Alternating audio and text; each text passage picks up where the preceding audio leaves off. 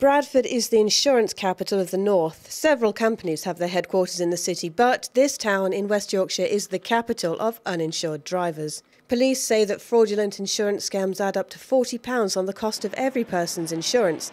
And the latest person to add his voice to the outcry is Bradford East MP David Ward.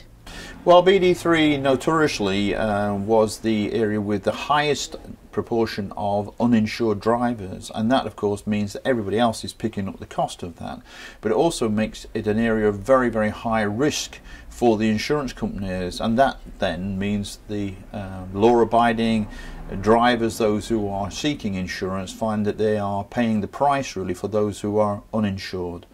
The other big issue, and it's probably a bigger issue in terms of the final cost that people are being faced with, and that's the personal injury claims. In the old days, certainly when I was a young lad, you insured your car because if you had a bump, you needed some money to put that right, to mend the bumper or whatever it may be. The huge increase in personal injury claims now, which can be, well, hundreds of thousands of pounds, means that the insurance companies are having to increase the premiums to make sure that they can cover the cost of those. They are in fact making a loss on car insurance and having to supplement it from other forms of insurance, house insurance, life insurance. So in fact, even people who are not insuring the cars are paying for it through premiums on other insurance policies.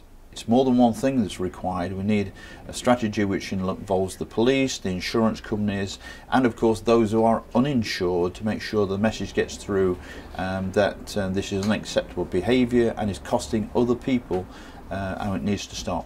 It isn't only ordinary people who find these huge sums of money outrageous.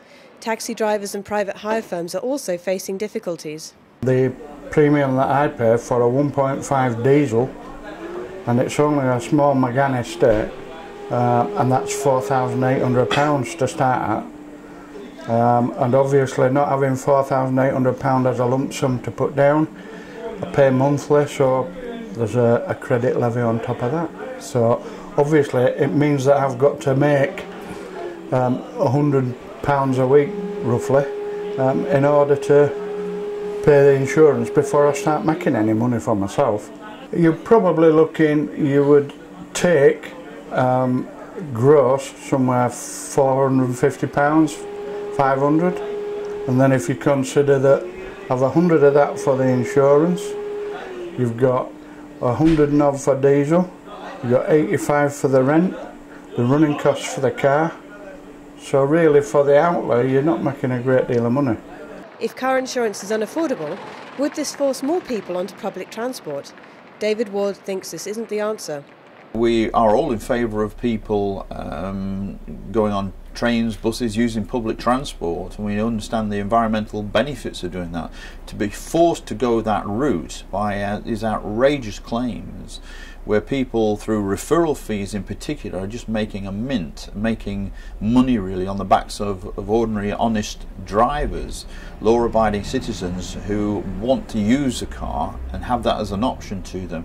So yes, of course, we're always trying to look at how we can improve public transport, but they shouldn't be forced onto public transport as a result of what's happening in the insurance business. However, short-term cash gain through personal injury claims and fake insurance scams means long-term misery for law-abiding citizens looking to earn their cash. This is Claire Harris in Bradford for Leeds Today.